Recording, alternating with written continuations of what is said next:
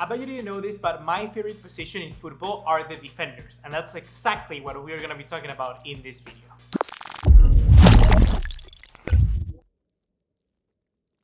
What's going on, guys? ¿Cómo están? BugaLuis here. Welcome back to another video here on the channel, and today we got a lot of news to cover, and all of them come down to the center back position. So I hope that you like the center back discussion, because that's basically everything that's going to be happening in today's video. And just like always, guys, if you're excited for the return of football, be sure to drop us a like, leave us a subscribe, and turn on that bell notification icon so you're sure not to miss any of the videos that we upload here on the channel once the football is back.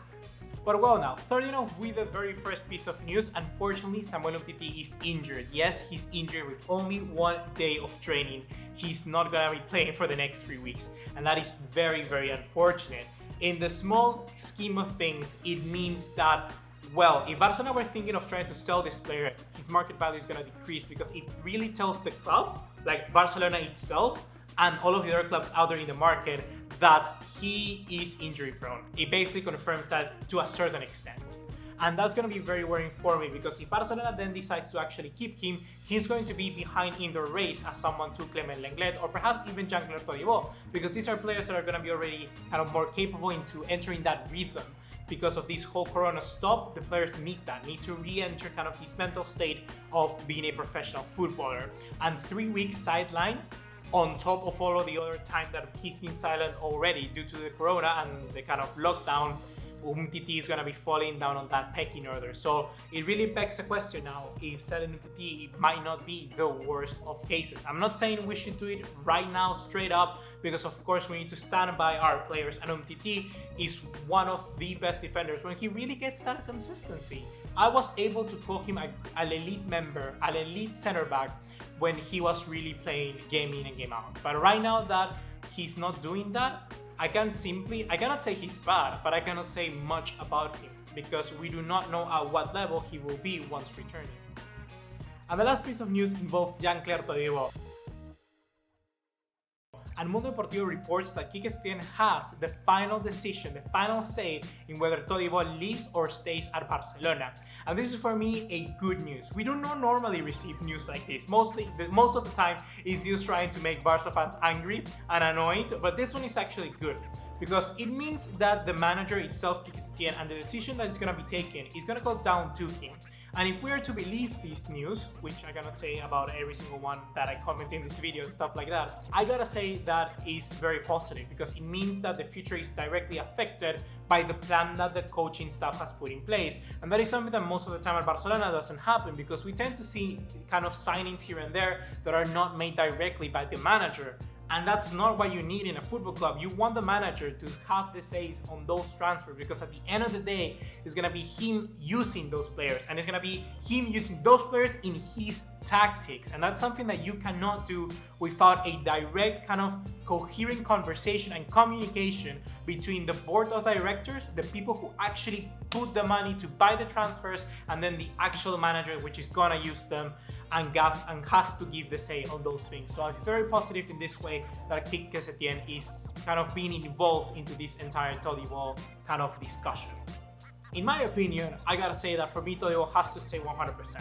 Because for the money that we paid for him, which was not at all, we have a quality French youngster, a really good center back that has immense and tons of potential. And that is something that normally you're not gonna get for that value anymore in the market. You won't.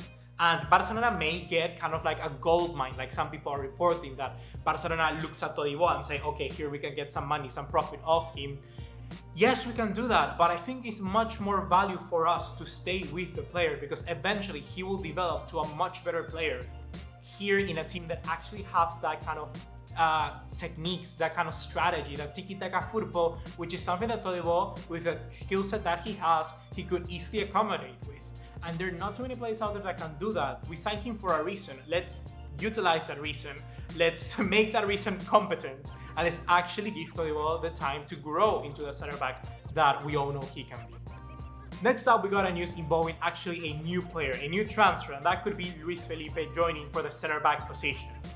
And this would be kind of like an alternative to a young center back that we would get. Normally our main target seems to be Dayot Upamecano, and that is if we were to sell Samuel Umtiti. So Felipe in that sense will be kind of like the third option, you could say. And well, Felipe has said that he is very interested in Barcelona, but he of course is not trying to close the links with Lazio because he's doing very well there. The reported fee is of around 40 million euros, and for a player like him, I think that's not too much money. But then I beg the question again that I just talked about Todibo. How much game time will he get? Are we really gonna kind of give him the space and time to grow? Because if we're gonna do it with a player of our own, why would we believe that we're gonna do it with a player from outside the club? Simply because we paid that money? Really, is everything that Barcelona do, every decision that we take guided by money? Because that is what it looks like, but it shouldn't be that way. And there's no way I can endorse Barcelona signing more players if we cannot fix and use the players that we already have. That's the sort of decision that I see that a lot of you guys are actually taking as well. And particularly one of you guys that really stressed that sales are actually way more important for Barcelona in this current transfer window. And in this center back position area, it's also important because we really have to start to decide which players of those are going to get more game time.